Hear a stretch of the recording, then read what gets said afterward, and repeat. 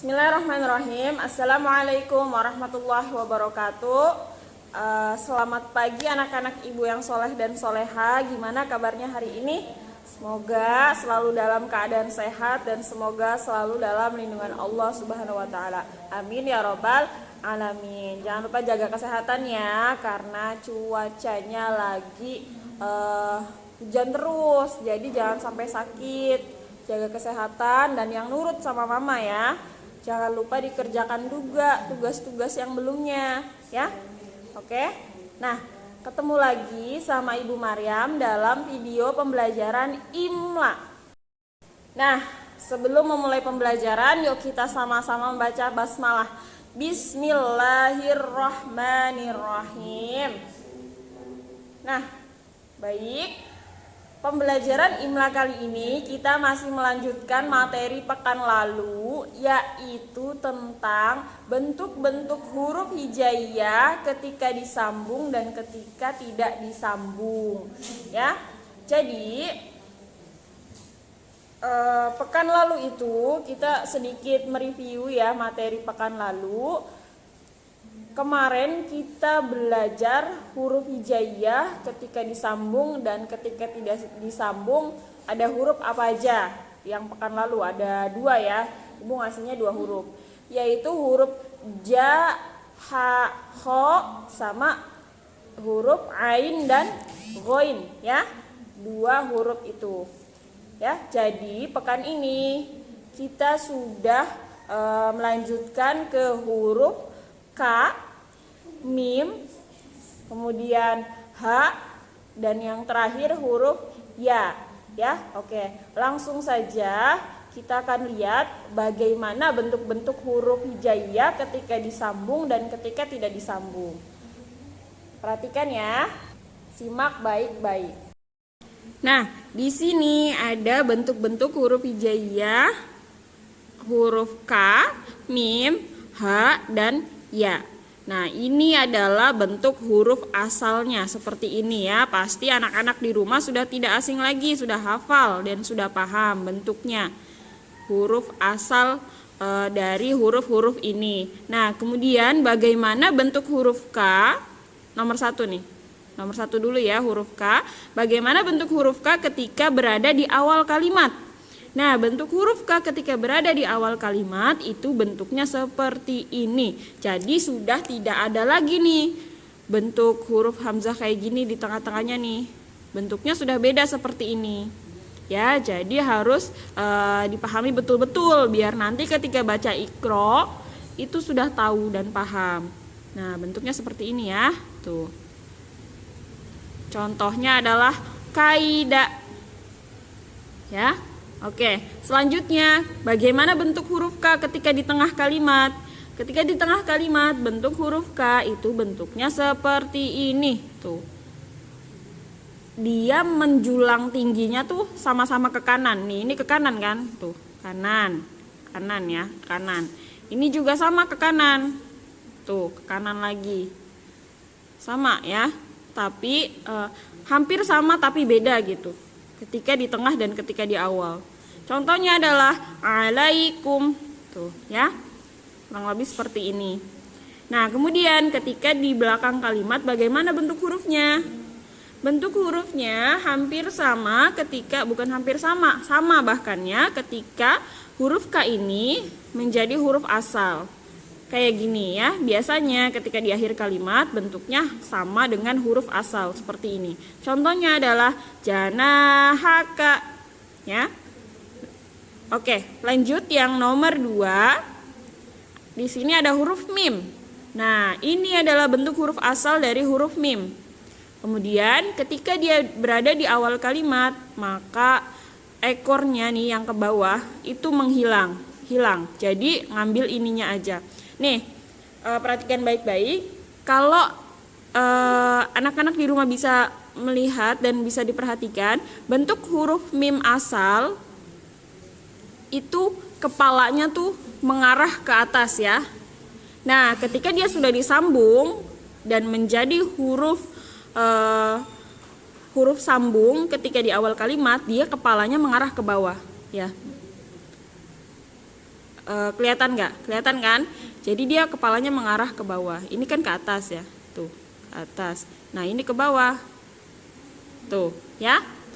Contohnya adalah musna, musna ya. Nah ini adalah bentuk huruf mim ketika di awal kalimat. Kemudian bagaimana ketika di tengah kalimat? Bentuknya akan menjadi seperti ini, sama kayak ini ya. Kayak ketika di awal dia kepalanya tuh mengarah ke bawah. Biasanya dia rapat kayak gini atau ada rongga. Ini mah tergantung tulisan masing-masing, tapi yang jelas dia bentuknya seperti ini kurang lebih ya. Oke, contohnya ham'an. Mohon maaf. Jam'an. Ya. Lanjut. Ketika di belakang kalimat bentuk huruf mim akan menjadi seperti ini. Mirip-mirip kayak huruf asal, tapi dia kepalanya mengarah ke bawah. Sama kayak di awal dan tengah. Dia kepalanya mengarah ke bawah. Kemudian ada ekornya yang menjuntai ke bawah juga. Tapi nggak memanjang, nggak ada ininya nih. Nggak ada panjang-panjang di tengahnya. Jadi dia membentuk kepala, kemudian langsung ada ekornya ke bawah nih, ya. Contohnya alaihim. Nah itu tadi huruf mim. Sekarang nomor 3. Di sini ada huruf h, ya, huruf h. Gimana bunyinya? H, ya. Nah huruf asalnya adalah seperti ini ya, huruf h. Anak-anak juga pasti sudah tahu. Kemudian ketika di awal kalimat dia akan tidak jauh berbeda bentuknya. Seperti ini, hampir sama kayak huruf asal. Ya, cuman bedanya dia kan ada ininya, ada ekornya menjuntai ke bawah.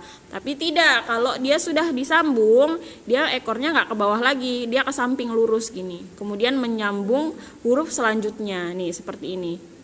Ya, jadi nggak ke bawahin lagi. Jadi bentuknya enggak H terus ke bawah, enggak. Jadi dia H terus dia ke samping. Contohnya hamsan. Ya. Oke, selanjutnya ketika huruf H berada di tengah kalimat. Nah, ini nih contohnya di sini double. Huruf H-nya ada 2, ada di awal dan ada di tengah, ya. Biasanya ini nih yang sering ketukar ketika baca Iqra nih. Huruf H ketika berada di tengah itu tidak sama, beda sama huruf asal. Dia bentuknya seperti ini, ya, atau ini mah tergantung tulisan masing-masing, tapi kurang lebih seperti ini ya. Tapi ketika dia berada di Iqra kurang lebih kayak gini nih. Nih. Dia kayak gini. Dia kayak gini ya. Bi'ahdihi. Tuh, dia kayak gini. Oke. Nah ini adalah contoh huruf H ketika berada di awal dan di tengah nih, double. Hahuna. Oke, paham sampai sini? Lanjut ya. Ketika berada di belakang kalimat huruf H itu akan menjadi seperti ini. Jadi dia menjuntai ke atas, kemudian ada bulatan kecil. Kepalanya di atas sedikit kecil tuh, kayak gini. Nah bisa ada 2 opsi juga. Ketika huruf H berada di belakang kalimat, dia bentuknya bisa seperti ini atau seperti ini, bulatan. Mirip tak marbuto, bulatan. Pasti sering lihat kan, anak-anak di rumah pasti sering lihat kan huruf ini kan. Nah ini adalah huruf H ketika dia berada di belakang kalimat. Contohnya adalah maluhu. Atau H-nya H seperti ini ya, luhu. Jadi bisa 2 ini ketika dia berada di belakang kalimat. Oke, paham? Lanjut ya. Nomor 4. Di sini ada huruf ya. Huruf asalnya bentuknya seperti ini. Seperti ini ya. Seperti perahu, kemudian di depannya ada kepala mirip bebek gitu ya. Nah ada titiknya 2 di bawah. Diingat-ingat, kalau bentuknya perahu terus ada titik 2 di bawah, namanya huruf ya.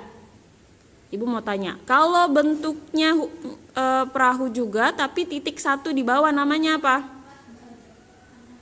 Iya betul, namanya huruf ba. Nah, sedangkan kalau bentuknya kayak perahu juga, tapi nggak ada ininya nih, nggak ada ininya tuh, bentuknya kayak gini. Tapi titiknya 3 di atas, namanya huruf apa? Ayo. Iya betul, namanya huruf sa ya. Jadi diingat-ingat, titiknya 1 di atas namanya huruf na, titiknya 2 di atas namanya huruf ta. Nih kalau bentuknya kayak perahu gini, nah ini titiknya 2 di bawah, namanya huruf ya. Jangan ketukar sama ta ya, kalau ta titiknya 2 tapi di atas.